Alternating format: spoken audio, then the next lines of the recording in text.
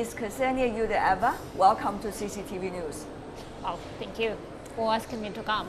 What do you make of the role of a central bank, such as the central bank that you are working for, in a time when you have sanctions and at a time when the pillar of your industry and economy, the oil price is dropping so dramatically? Well, we actually introduced a set of policy which helped the economy to adjust quite quickly to this new situation.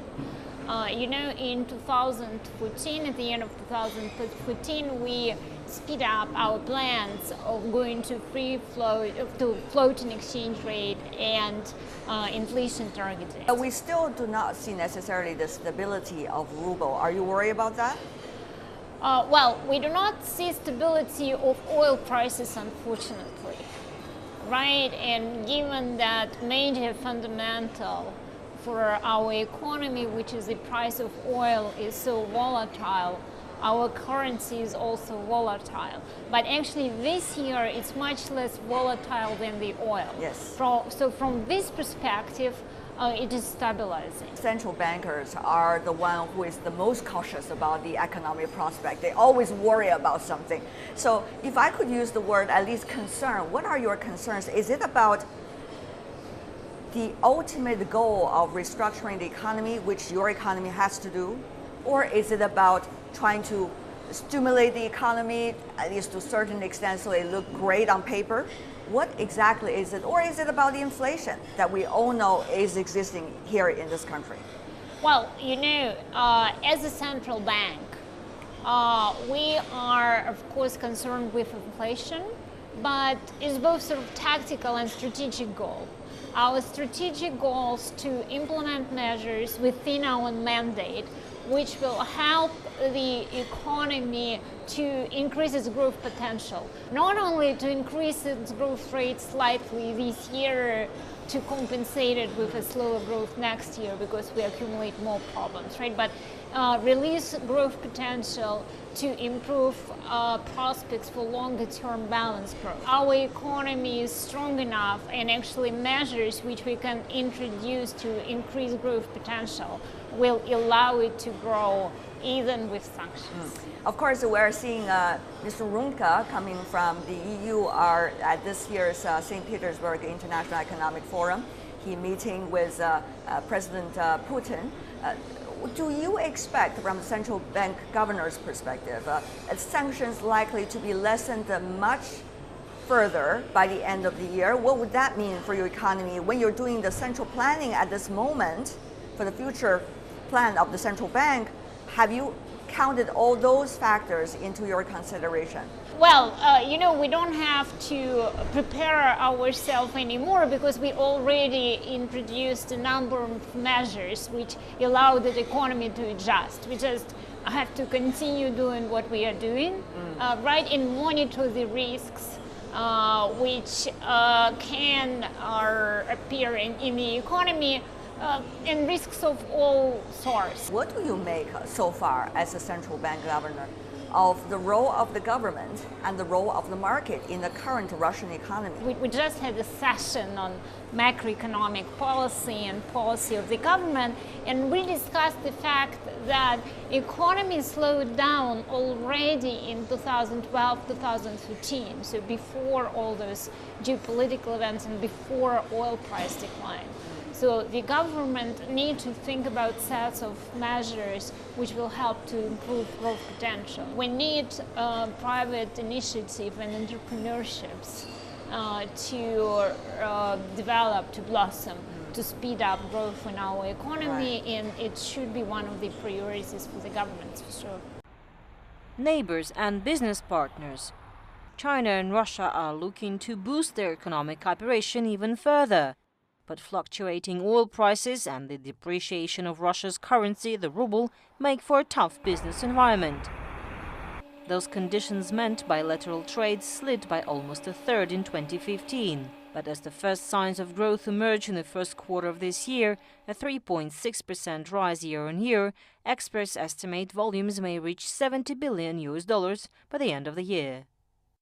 But the cheap ruble isn't all bad news, especially for Russian-made products. In the past several years, the share of Russian exports to China compared to its own imports of Chinese goods has been sliding, but now it nearly evened up. In May this year, China exported over $3 billion worth of goods to Russia and imported just under $3 billion of Russian-made produce. Russia and China have also discussed setting up an offshore Chinese currency center in Moscow and possibly appointing a clearing bank with Chinese yuan capital there too, to help improve the quality of trading relations. Emerging economies, even the central banks of the emerging economies have been working together for quite some time. But emerging economies are all facing problems at this moment, even the Chinese economy. Many of our challenges are about restructuring our economy and also about looking for new potentials of growth. You know that better than anybody else, I'm sure. So what do you make of the current stage of Russia's looking for the next potential for growth? Is it still energy? Or is it something else? How are you preparing for it? At this level of oil prices, we understand we have to diversify. We just cannot grow on energy and on some other raw materials which we use to export. But you know what? People forget. Once the prices come up, they're going to forget all of these crises and challenges. Well, but they really have to come up quite a lot, because right now, even if price has increased, it's still twice as low than in 2015. Actually, we look on China from this perspective, with a lot of interest, because China is a huge market. It's the second largest market in the world. Maybe you will be the first one sometime soon, and we think that we can develop tighter ties with China and with Asia more generally in terms of exporting some goods there. Well, certainly there's a lot of initiatives that could be for cooperation in the future, but when it comes to cooperation with the Russian part, there are several kinds of concerns. For example, bureaucracy, for example, corruption, for example, efficiency. These are all issues facing the Chinese businesses. They are here for profits, or they want to welcome you into the Chinese market also for profits. From the central bank's perspective, all those are hard habits, difficult to die? Yes, but it's possible to work on them, and it's a trend that matters. Probably there is no overnight solution, but if we keep working on this problem, it will eventually get smaller and smaller and less a problem for business. And before we go, I do want to have your views on future prospect of cooperation, particularly with your President Putin visiting China very soon, and also the upcoming G20 summit later in China in September. What can be the areas that you are very excited about? First of all, we're very excited about building links between our financial sector and your financial sector. We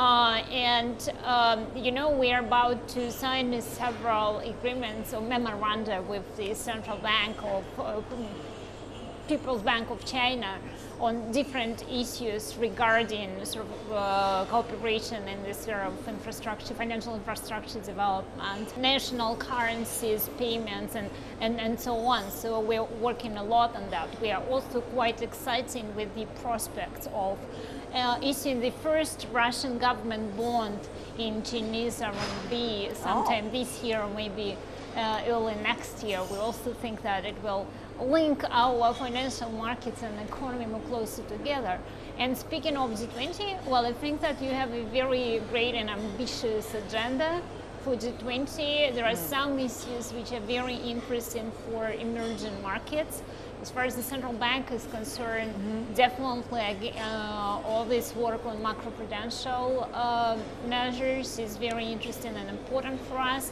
But there is also this work on infrastructure financing, small business financing, and climate financing, right? So there are many things, not only on financial regulation, but on financial development initiated by China, and we are looking forward to see how this will develop and what results we will have.